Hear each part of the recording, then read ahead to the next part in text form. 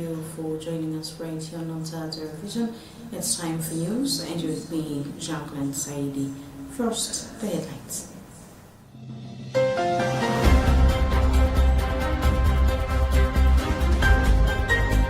Vatican expresses the need for Catholic education to be creative to address new challenges. Government allocates 320 million kwacha to Independence Day celebrations. Stakeholders appeal for collaborative efforts towards protection of elderly persons from abuse. And in other news, a South African court rules against government over ending permits for nearly 200,000 Zimbabweans.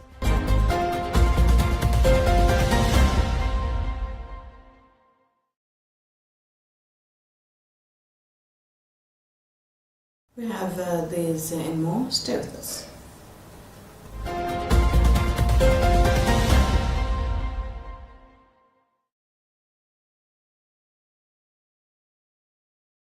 The Vatican Dicasteries for Culture and Education and for Institutes of Consecrated Life and Societies of Apostolic Life issued a joint statement to encourage all church actors involved in the mission of education.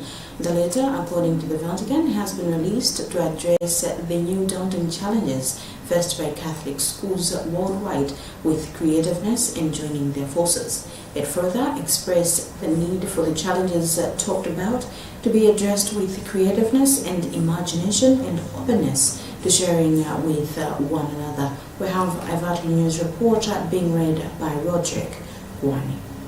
The document was released on Wednesday following a meeting convened in the Vatican on May 22, bringing together leading figures in the worldwide network of Catholic schools to discuss the prospects and difficulties involved in the mission of education in our time. The letter explains was organized jointly by the two dicasteries because a significant number of over 240,000 Catholic schools that make the Church one of the world's leading players in primary and secondary education are directed by institutes of consecrated life and societies of apostolic life. The joint initiative, according to the letter, is not only strategic but also, above all, concerned with respecting what the Apostolic Constitution Predicate Evangelium recommended in its core of reciprocal listening, whereby everyone has something to learn. Participants in the session discussed a number of serious difficulties,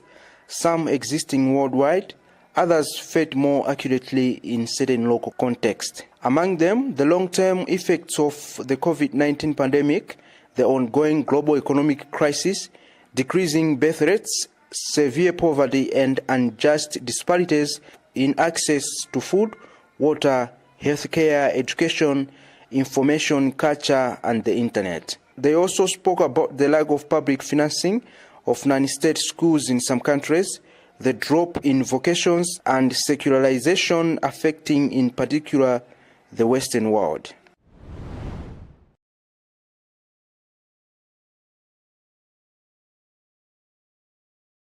The third China-Africa Economic and Trade Expo has started in Gangsha, the capital of Central China's Wuhan province. In his keynote address, President Lazarus Chakwera described the expo as a defining moment for the global economy,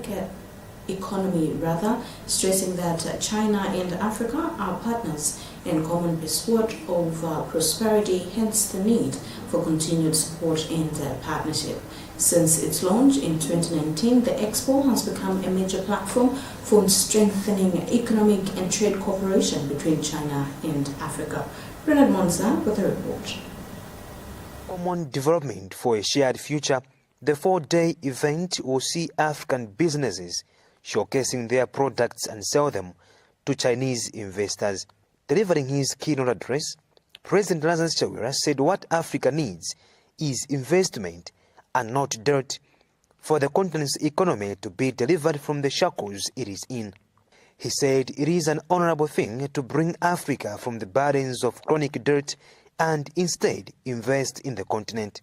The Malawi leader who has been invited as guest of honor at the forum, said China and Africa represent 1/3 of the world population and its consumer market translates into the 1/5 of global GDP, adding that this is why Africans have participated at the forum with dignity as traders and not as beggars, rather seeking their rightful place in the global economic partnerships that already exist. Chaguera further stressed that it is time for Africa to reject and indeed do away with deals designed to impede and limit progress of the continent, adding that the growth must be seen and outrun external forces such as economic effects brought by climate change. Vice President of the People's Republic of China, Han Zheng, said China has always considered solidarity and cooperation with African countries as an essential element of its foreign policy, and as such, it is ready to reinforce mutual support with African countries on issues involving core interests and major concerns for both parties. He said China is a champion of win-win cooperation and works to put the principle into action, adding that the China-Africa friendship has its roots and lifeblood in the people, and the goal of China-Africa relations is to benefit the people.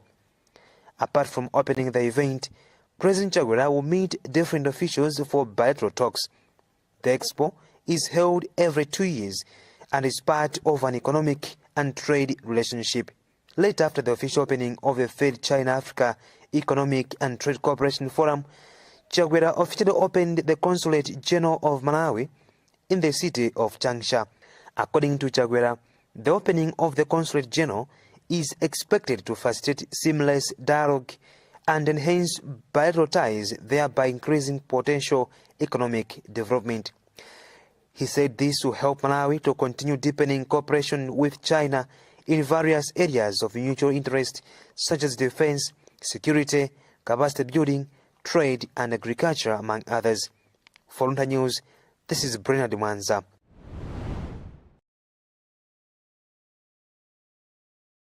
Malawians will again vote over 300 million kwacha, which the Tonse Alliance administration has allocated for the 59th independence celebrations on July 6, 2023. The organizing committee's chairperson, Minister of Local Government, Richard Banda, announced today on the sidelines of a press conference that the event's budget is pegged at 320 million kwacha. According to the committee, the event will take place at Bingu National Stadium in Lilongwe. We have more on this report by Helbert Katanda. Independence Day is a public holiday in Malawi, observed on the 6th of July each year. Chimwendo Banda said government plans to invite a foreign leader from one of the neighboring countries to grace the occasion. From a look of events, Malawi President Lazarus Chakwera will lead Malawians into national prayers prior to the actual day. However, Chimwendo Banda said the organizing committee will later announce the name of the visiting president after thorough consultations. We have quite a number of activities taking place. Apart from traditional dances and main music artists in the country, we also have the football match between Yasa Bullets and Yanga Football Club of Tanzania. We are celebrating independence, and I think renewed unity and patriotism for our country. And we are focusing much on what has happened in our country. We have gone through a lot, but we can't allow any division amongst ourselves. We can't allow Malawi to be divided. Also known as Republic Day, this is Malawi's national day and commemorates independence from Britain. On this day, in 1964, Malawi adopted a new constitution on the 6th of July 1964, in which the country was declared a republic. Banda was elected the country's first president for a 5-year term, and he was the only candidate. The new document granted Banda wide executive and legislative powers, and also formally made the MCP the only legal party. For Luntha News in Lilongwe, I'm Helbert Katanda.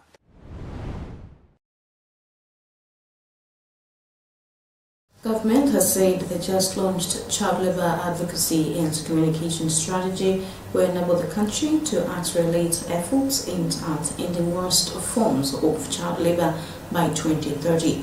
Making the remarks on the sidelines of this year's World Day Against Child Labour commemoration at Gender Market in Mzimba, Minister of Labour Agnes Luntha said her ministry looks forward to a time when projects will be converted to case studies for academic purposes. She was referring to reports she got when inspecting the pavilions mounted by various organizations at the event. The minister said what she noted was good enough to be scaled up in all the districts. Sam Kalimba caught up with Nyalonje. The National Advocacy Strategy is designed to bring more power to the advocacy to improve action against child labor. As I said in my speech there, it's clear that here in Mzimba, judging by what the children have done, a lot of people seem to be aware of child labor. They seem to be aware of why it is happening, and they seem to be aware also of what they can do. But I'm not sure that the same is the case in other parts of the country, because I mentioned also that currently Malawi, the National Statistical Office, is conducting a survey on child labor. The last one was in 2015. Initial signs are that the numbers have gone up. Of course, the numbers may go up partly because the population of Malawi is growing, and also we've seen a lot of disasters. When disasters like that happen and disturb people's livelihoods, families become desperate, and in their desperation, they may send more children into child labor. That may be one of the reasons. But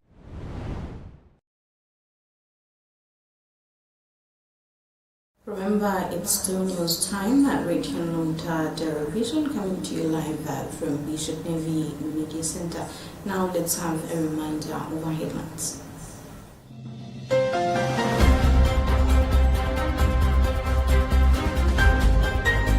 Vatican expresses the need for Catholic education to be creative to address new challenges. Government allocates 320 million kwacha to Independence Day celebrations. Stakeholders appeal for collaborative efforts towards protection of elderly persons from abuse. And in other news, a South African court rules against government over ending permits for nearly 200,000 Zimbabweans.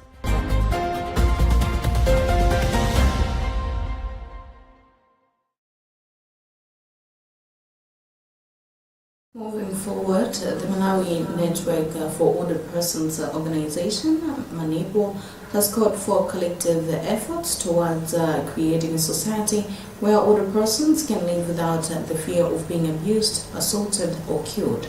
MANEPO Executive Director Andrew Kavala has made the call earlier today in Norway, where stakeholders gathered in observance of the World Elder Abuse Awareness Day under the theme "Seniors Deserve Our Respect and Attention." Kavala has since appealed for expedition of cases of abuse of the elderly, noting about 88 elder persons have been killed since 2016, but justice is yet to be served in any of these cases. We have more in this report by Tandiwe Mzumara. Although current laws of Malawi prescribe accusing someone of being a witch or practicing witchcraft, such accusations continue to affect the elderly, who oftentimes have no say or powers to rescue themselves from their accusers. The elderly face abuse of many forms, including physical, emotional, sexual, or financial abuse. Asiatu Adini is one of the many survivors of such accusations, and she believes there is a need for government to put in place measures that will protect them from abuse. As the elderly, we really go through a lot of abuses, especially from the youth. I would like to appeal with government to put in place measures that will protect us from any form of abuse. Reports indicate that most of these abuses towards the elderly are perpetrated by the youth, and according to the community of St. Egidio, a lay Catholic association dedicated to social service, this is why they are working collaboratively with government to bring about awareness amongst the youth. That's why we are here today as the youth, that we need to take part. And we are doing civic education on the youth so that they can be able to understand the importance of living with an old person in the community. Observing that the elderly continue to suffer, as within the 6 months of 2023, about 10 elderly persons have suffered several forms of abuse, the Malawi Network of Older Persons Organization, MANEPO, through its Executive Director Andrew Kavala, has appealed for expedition of cases of abuse of the elderly, whilst also calling for stiff punishment. Government structures, agencies that are responsible for the delivery of justice, they should give equal priority to cases involving older persons. In so doing, I'm sure a few who would be convicted in the process and the sentences would send a very strong message to some who would be offenders in Malawi. Meanwhile, Minister of Gender, Honorable Jensen Deza MP, has assured that government is committed towards the protection of elderly persons, and that is why the Older Persons Bill aimed at protecting the elderly will be taken to Parliament soon, as the Ministry of Justice has finalized reviewing it. Processes have already been done, and it's just a matter of a few weeks to finalize the bill. Commemorated on 15th June every year, World Elder Abuse Awareness Day is aimed at encouraging the promotion of an understanding on the importance of preventing elder abuse and supporting the rights and well-being of older people. For Luntha News in Lilongwe, this is Tandiwe Mzumara.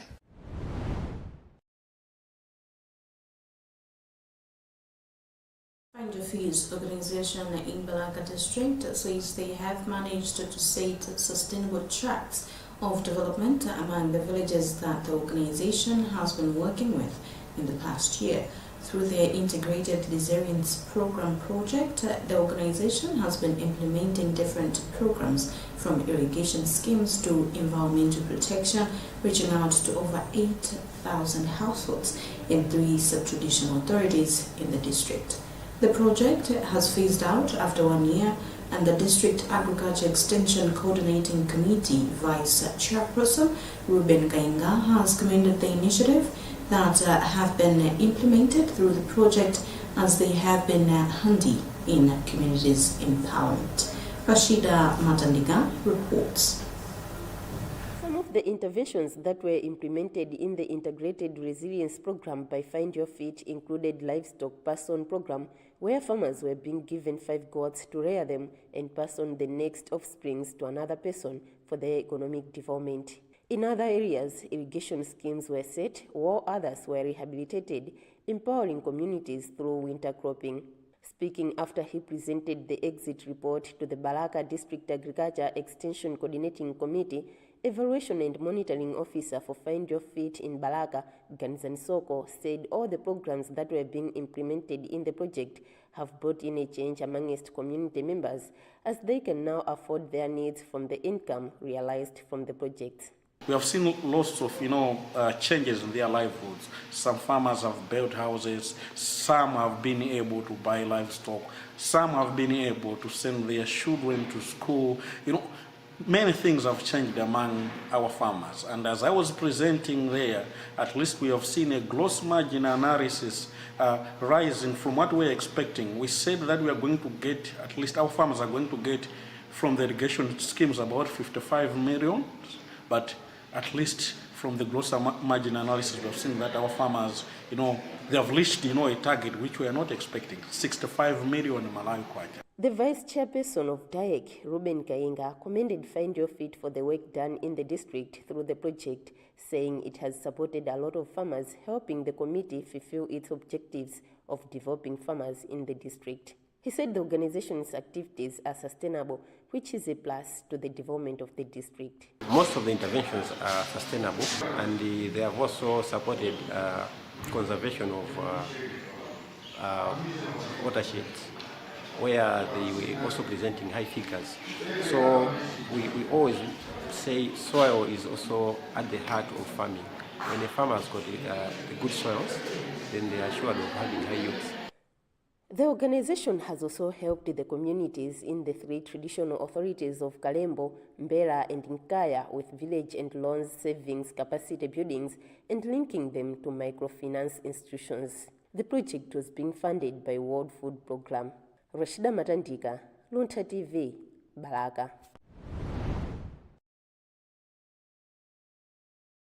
In international news, a South African court has ruled against the government and ordered it to reconsider its decision to terminate the special permits that allow nearly 200,000 Zimbabwean nationals to live and work in the country.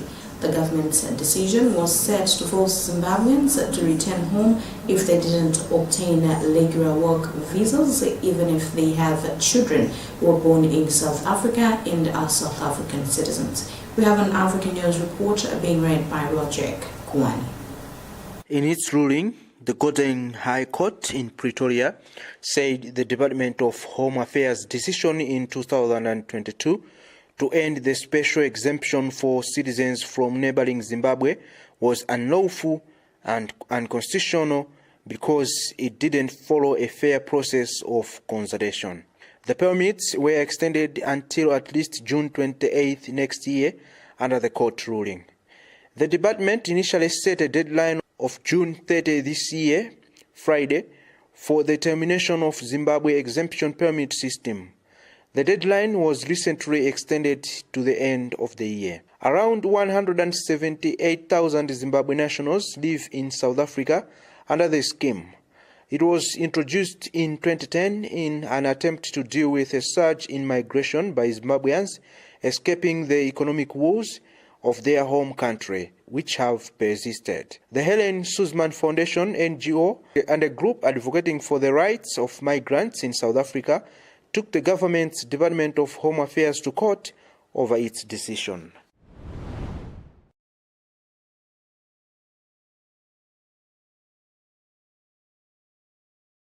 With that, we have come to the end of our bulletin, but before we go, let's have another look at the headlines.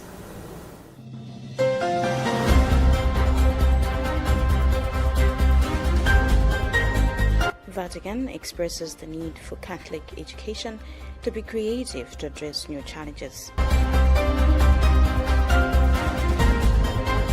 Government allocates 320 million kwacha to Independence Day celebrations.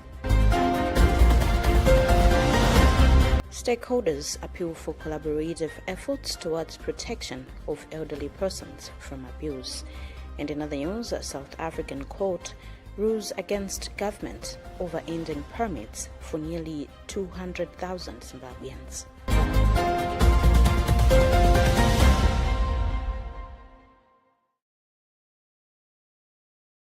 My name is Jacqueline Saidi. Thank you very much for watching Luntha Television and stay safe.